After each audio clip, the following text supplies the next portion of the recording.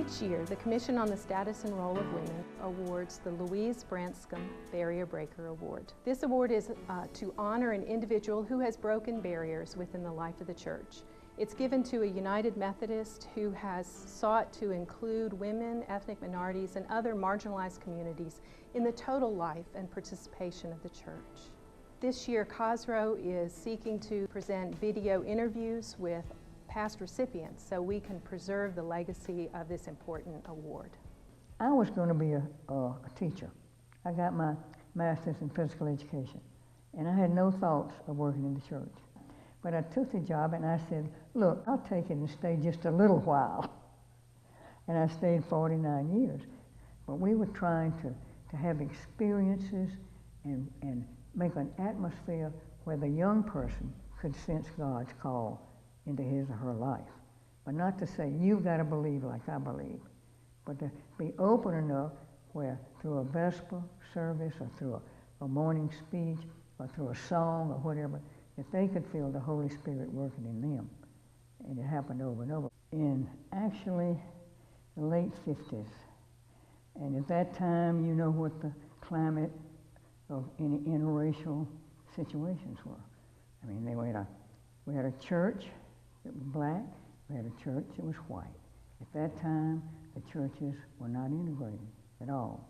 And so I had a real good friend named Julius Scott, and he was an Afro-American. He was getting his PhD program at Boston, and we became good friends because I met him when he was the youth director of his conference in Texas. And I wanted him to come and be a speaker at one of the senior camps at Sumatana. And so I knew that we had a tenuous situation there because, you know, the churches were divided. But I got my youth group together, and the officers said, yes, we want to do this. So a committee of young people went to see the old board that kind of supervised everything. Board of Education, it was called then, Court of Christian Education. And they said, well, you know, I don't know, we don't need to have anybody black coming to Camp Sumatanga, you know.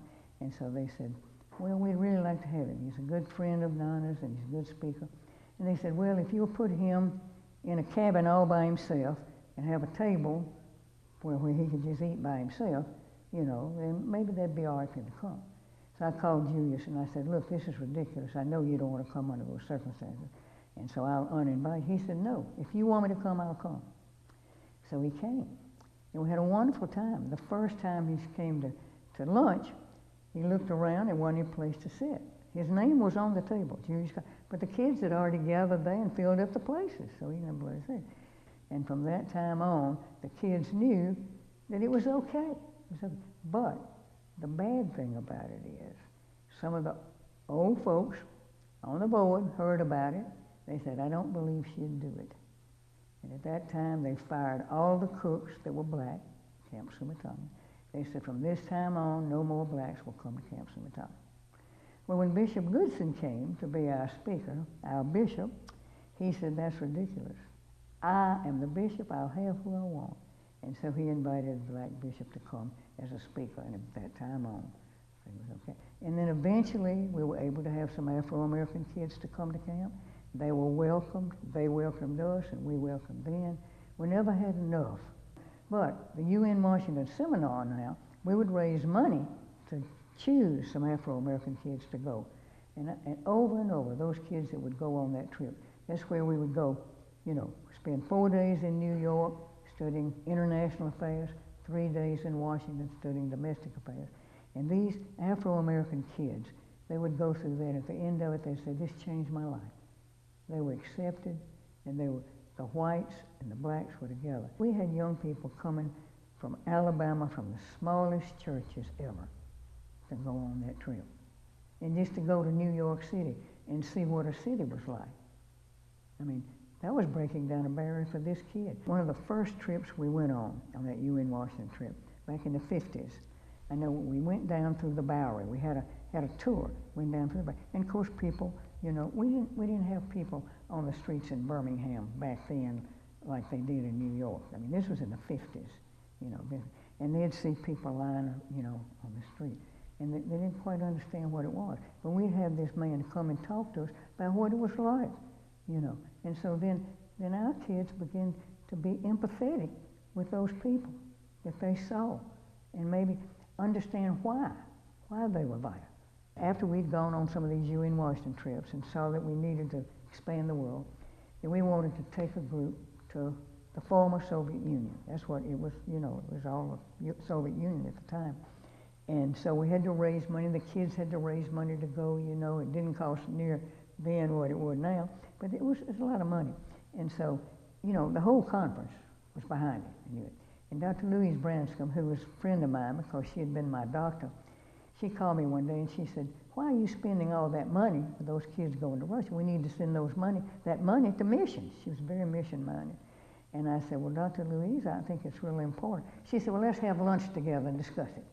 So she took me to lunch. We sat down and she said, "Well, now tell me, why are you doing this?" I said, "Well, young people need to see the world. You know, we'd had the UN Washington trips and so on, but we hadn't taken any." And I said, "The former Soviet Union, you know, we're going as a group of believers. The State Department had given us permission to go as a group of believers. And said, we're going as a group of believers into a communist country. And I think it's important for the young people to do that." And after we had talked about 30 minutes, she said, "Well, do you have another space? I'd like to go with you." I said, "Yes." So she went. She went with us. And when we took kids to China, we wanted to meet the young people in China. We didn't want to just sit on a bus. And so we would make some kind of arrangement. I remember we had a relationship with the Y in China. I didn't know the YMCA was in China, but it was. And we got in touch with the guy who was the director, and he set up a party with some Chinese young people from the Y and our young people, and we folk danced together. I mean, you know, that was an experience that those kids had never had before. And that broke down a barrier, I tell you. We just need to continue to relate to one another, and love each other, and break down those barriers.